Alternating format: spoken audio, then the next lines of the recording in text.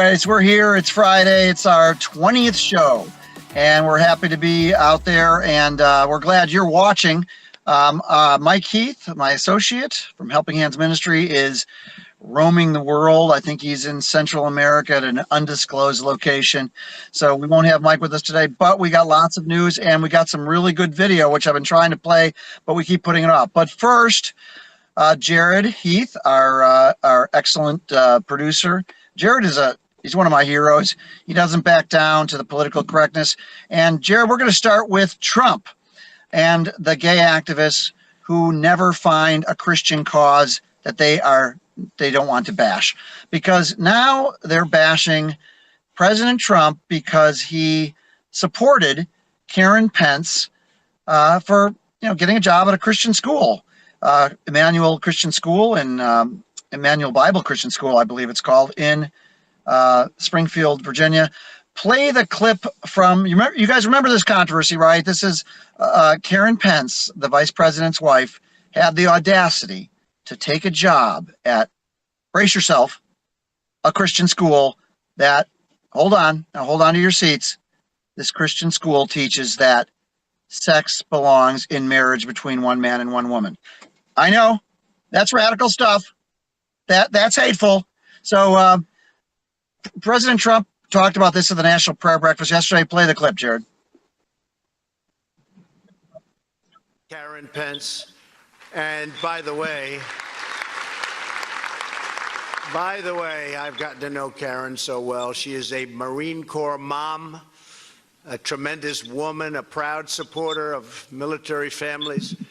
And she just recently went back to teaching art classes at a Christian school. Thank you. Thank you, Karen. I love how he says Christian school, because Trump knows that the left is just the most anti-Christian force that ever came to this country. And okay, so pull up the tweet from GLAAD, Jared. GLAAD is the #1 homosexual, bisexual, transgender. Now they call themselves queer, I think, like all the other gay groups. And ho-hum, they're upset because Karen Pence works at a school. And of course, they're framing it as an anti-LGBTQ school because, of course, it's always, everything in the world is always about the gays, right? It's always about the perspective of the homosexual activists. Not that the school is faithful to biblical morality, not that they believe the same things Christians have believed for the last 2,000 years, not that they're against adultery and every other sexual sin. It's that they're anti-gay, anti-LGBTQ, because all that matters anymore is the perspective of the gay thought police. So the tweet reads, this is GLAAD, used to stand for the Gay and Lesbian Alliance Against Defamation. Now they just go by GLAAD. Okay, it says, it's disturbing that second lady, that would be Karen Pence. Hold on, my phone just turned off here, Jared. Go ahead and read it, because I can't see it anymore. It is...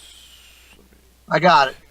It's disturbing that second lady and real Donald Trump, that President Trump, would put their stamp of approval on an institution that actively targets LGBTQ students.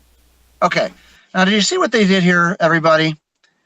This is what the left does all the time. They reframe, they redefine, they stigmatize, they demonize Christians. They're the vanguard. The LGBTQ movement is in the vanguard of attacking people of faith. And so they took a Christian school, a wonderful Christian school. I used to go to the church affiliated with the school, Emmanuel Bible Christian Church and Emmanuel Bible Church in Springfield, Virginia, when I was living in Virginia a number of years ago. It's like any other faithful Christian school. They believe the Bible, they believe biblical morality, but how does GLAAD define them? Putting the stamp of approval on an institution that actively targets LGBTQ students. You would think from reading this tweet by the haters at GLAAD, and yes, they are haters, because these people are conflating Christian faith with bigotry and prejudice, and that in and of itself is hateful. So if you were to believe GLAAD, you would think that the administrators at Emmanuel Bible School You would think they wake up every morning and say, wow, it's Tuesday. How can we belittle and demonize and harm LGBT students? How can we get the gays today? You know, they reframe everything and they make it all about being anti-gay. But this is just a school that is living out its Christian morality, like all these other controversies, whether it's the Christian photographer, the wonderful Christian photographers in New Mexico, who just, you know, they were sort of tricked into, I think if I recall correctly, they were sort of tricked into, hey, you know, would you shoot pictures at this ceremony? Sure. And then the partner of the lesbian said, well, would you take pictures at this? Would you take photos at our lesbian commitment ceremony? And the wonderful, nice Christian photographer said, you know, no, I can't do that because we don't believe that two people can get married, because they can't get married. You can call it whatever you want, but before God, which is the most important thing in this world, before God, because that's true. Before God, two men or two women cannot get married. But GLAAD and all the other homosexual activists, Jared, pull up the Metro Weekly story. That's a newspaper, a gay newspaper in D.C. Here's their headline. Trump praises Karen Pence for teaching at, here it comes, folks, anti-LGBTQ Christian school. So notice how you're not going to see any headlines that say, Trump praises Karen Pence for teaching at anti-adultery school, Christian school. You're not going to see any headlines that say, Trump teaches Christian Pence for teaching at anti-fornicators Christian school, right, Jared? You're not going to see any fornication headlines, right? But, of course, you do see the anti-LGBTQ headline. And so, Christians, here's what I want you to understand. I know a lot of you are focused on, hey, we just got to get our exemption. It's legal. That's what matters. We got to make sure we can preserve our legal right to teach our morality. That's important. And lawyers and wonderful groups like Matt Staver's Liberty Counsel and Alliance Defending Freedom, all those, that's what they're focused on, preserving Christians and people of faiths the right to have their institutions live out their morality. But here's what's also important, everybody. The political war. Too many Christians are only focused on the legal battles, but it's the political war. You see here, all these gay institutions, these gay media, they all know that Emmanuel Christian School has the right. I hope I'm getting the name right. Jared, do I have the name right? Is it Emmanuel Christian School? Read that story. I can't read it. It's too sunny out here. I'm in Alexandria, Virginia, just to battle with the DMV. They know that right now, they know that Emmanuel Christian School and every Christian school has the right now to teach their morality. And they are trying to change that. They would love for that to be overturned in the high court. I don't care. There are some homosexual advocates who do want to preserve that, but most, I would say, the most active people on the web, like the National Gay and Lesbian Task Force, they don't respect people's right to teach and adhere to promulgate Christian morality. But there's also the political war, which is they are reframing everything. They are redefining what the First Amendment is. They are doing everything they can to reframe Judeo-Christian biblical morality as anti-LGBTQ. And why do they do that? Because they truly believe and act like we are haters. Get it through your head. They treat us like the KKK. And even though every Christian I know hates racist bigotry, even though everybody I know in the movement has nothing in common with true haters, this is how the left, and especially the LGBTQ lobby, this is how they work. This is what they do. I mean, look at the Southern Poverty Law Center. Now, there's a hate group for you because they are in the business. They, more than anybody else, has succeeded in reclassifying pro-family people who opposed who oppose homosexuality, homosexual so-called marriage.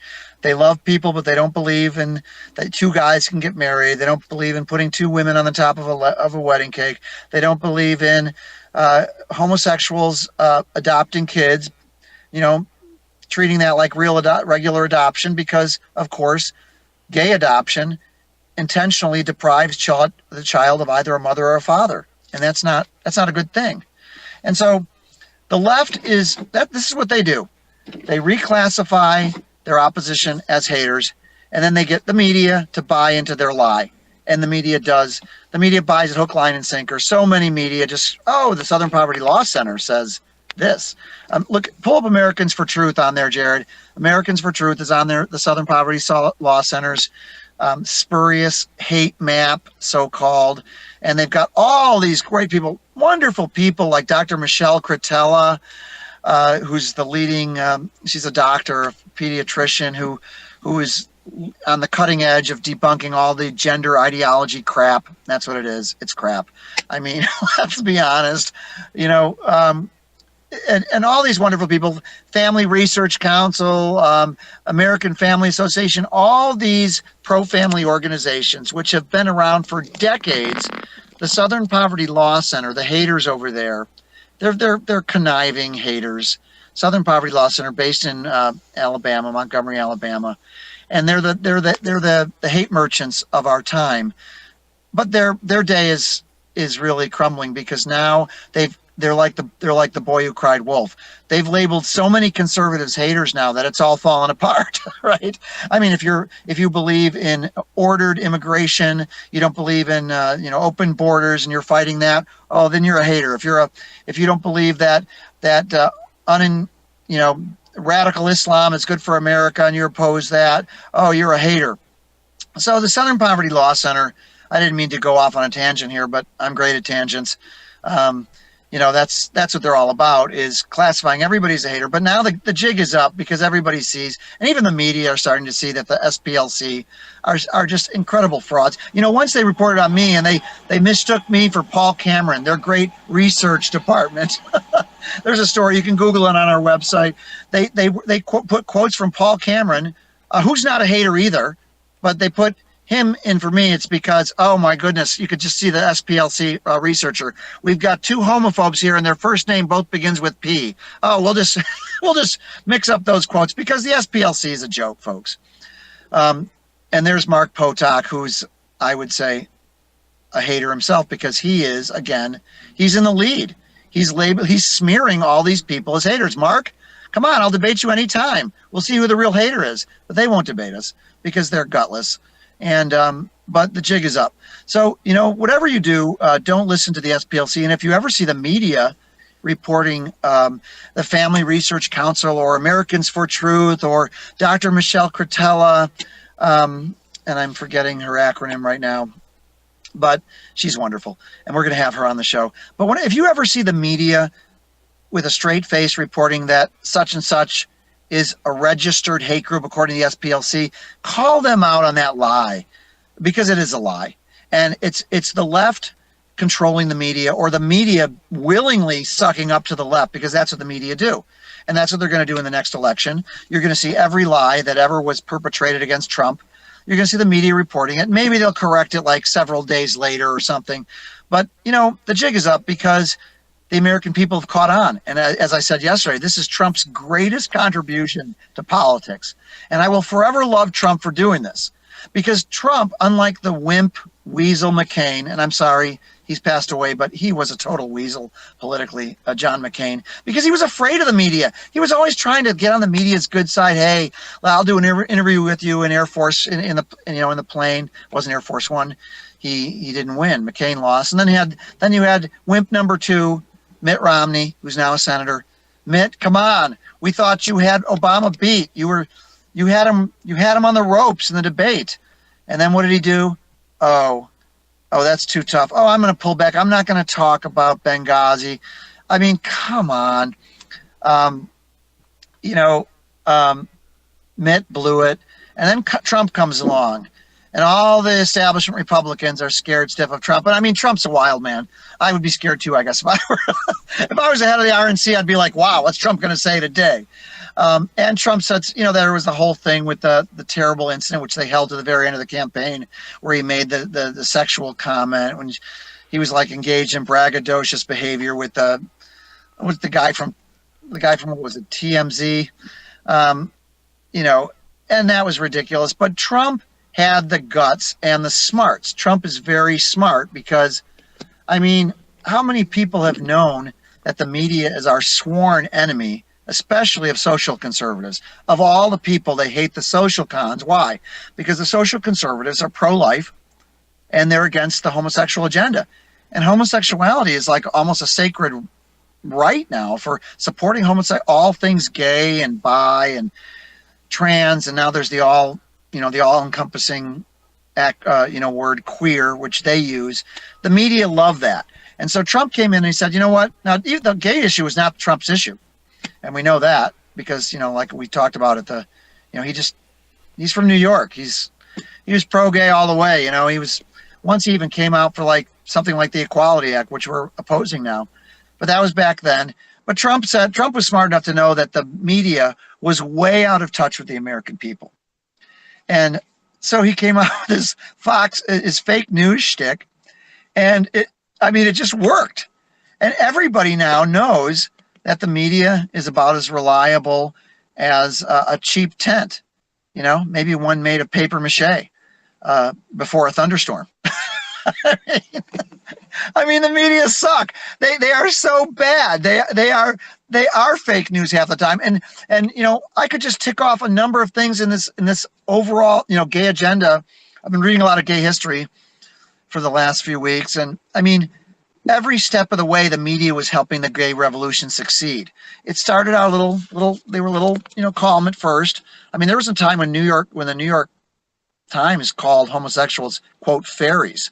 I mean, actually, you saw the word fairies in like copy on the New York Times, in a way not poking fun. I mean, the media has just basically aided the revolution, and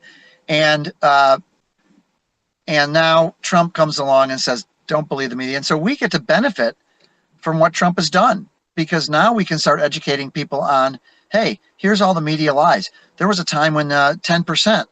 Was the myth of the media was repeating the 10% myth that 10% of the American population is gay.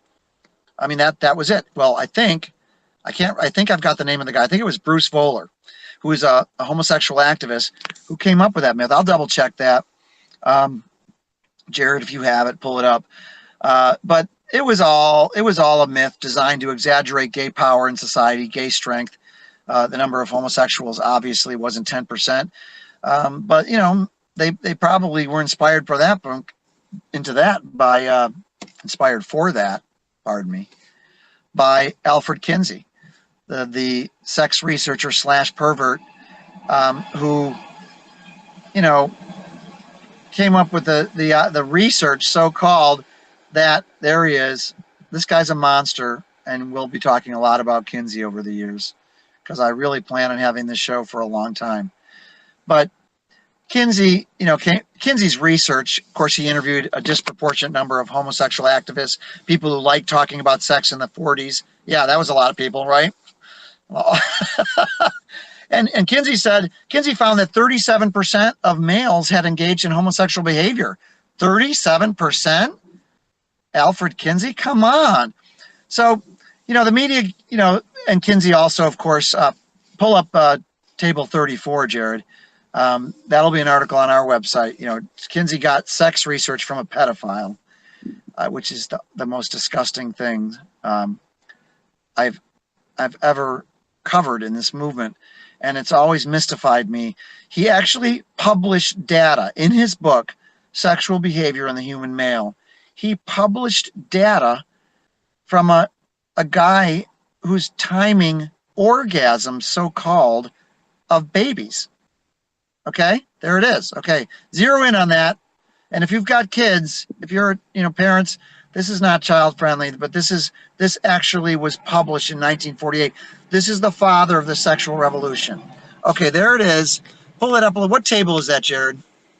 At the bottom, is that table 34? That's table 34. Okay. Now, let me just give a little background here. This was published in Alfred Kinsey's book, Sexual Behavior in the Human Male. I believe the publication date is 1948.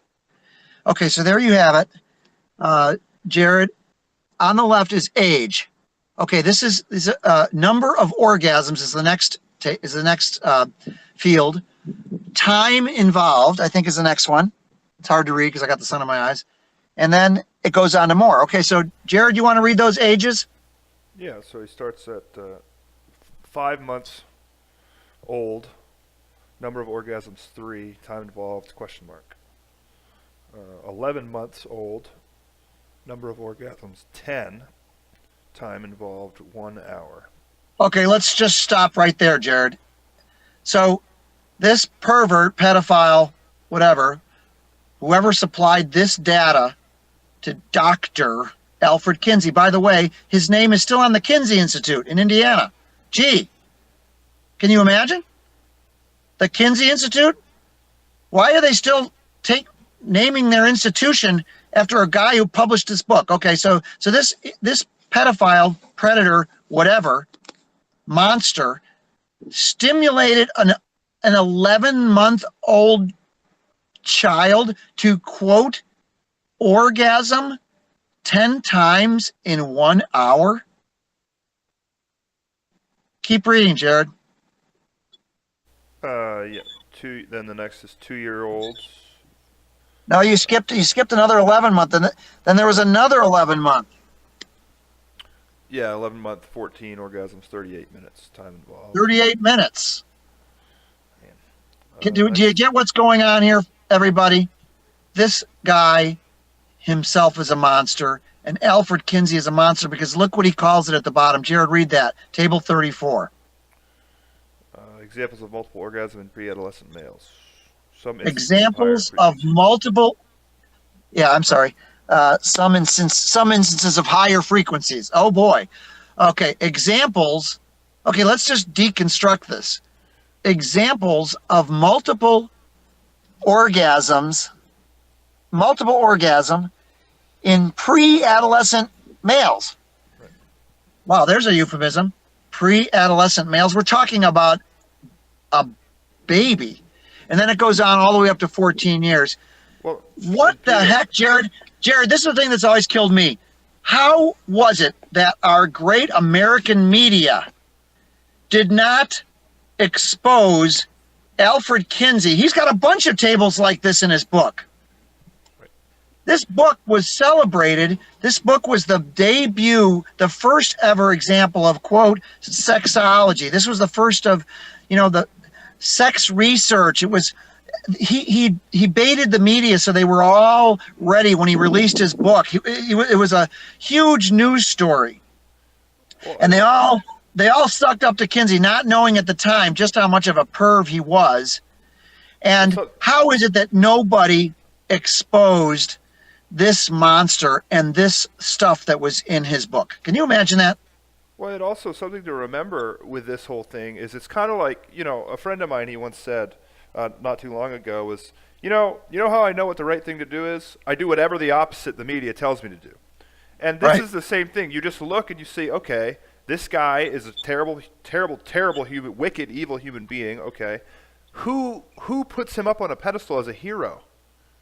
All the professors, the media, all the people teaching your children in school. Because Jared, this is the guy who laid the foundation. Now it turns out, and you're going to learn a lot, Jared, on this show, just producing it, because we're going to interview Dr. Judith Reisman, who's the hero who basically exposed Kinsey, but did it decades later than the media who should have exposed him at the time. In other words, I would hope that if anybody, I don't care if he calls himself a Republican, a conservative, a Christian, a Wiccan, an atheist, or what, if anybody comes out with pedophile, quote unquote, research, I hope that the media would cut that person to shreds. And yet Alfred Kinsey published this, quote unquote, data, which I'm sorry I had to have you read, Jared, but it's frighteningly real when you actually read it.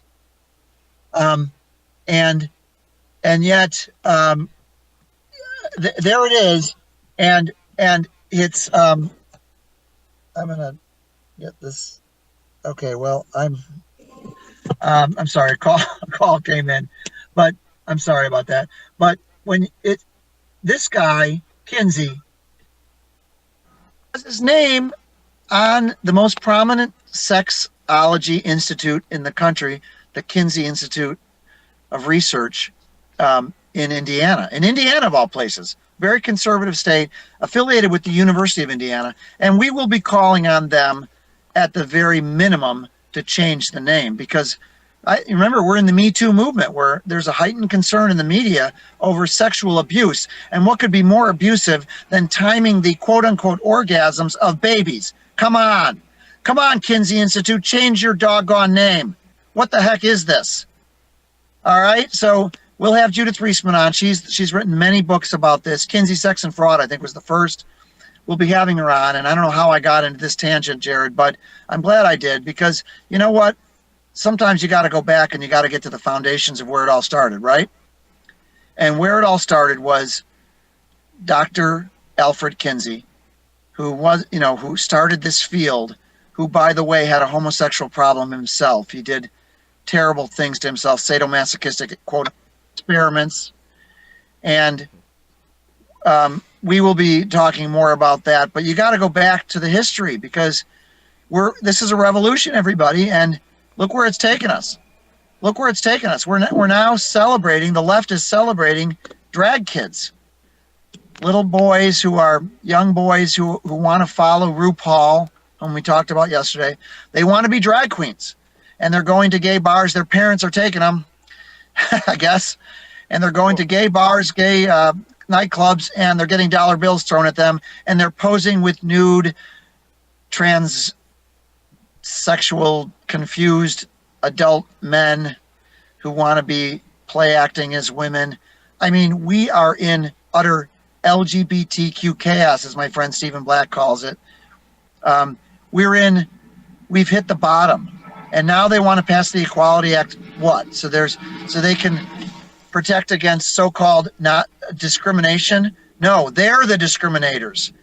You saw the discrimination. Look what Karen Pence is facing. Look at the hatred that Karen Pence and Emmanuel Christian School are facing, because why?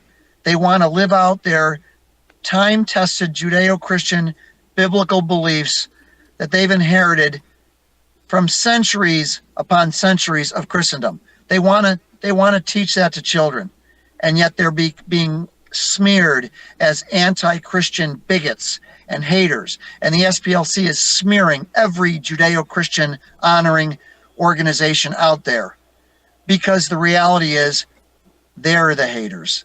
The left are the haters. The LGBTQ lobby are haters.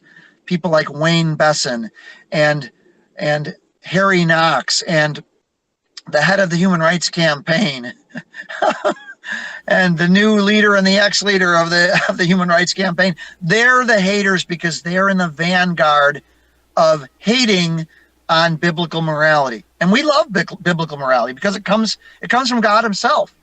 And it's beautiful and it's wonderful.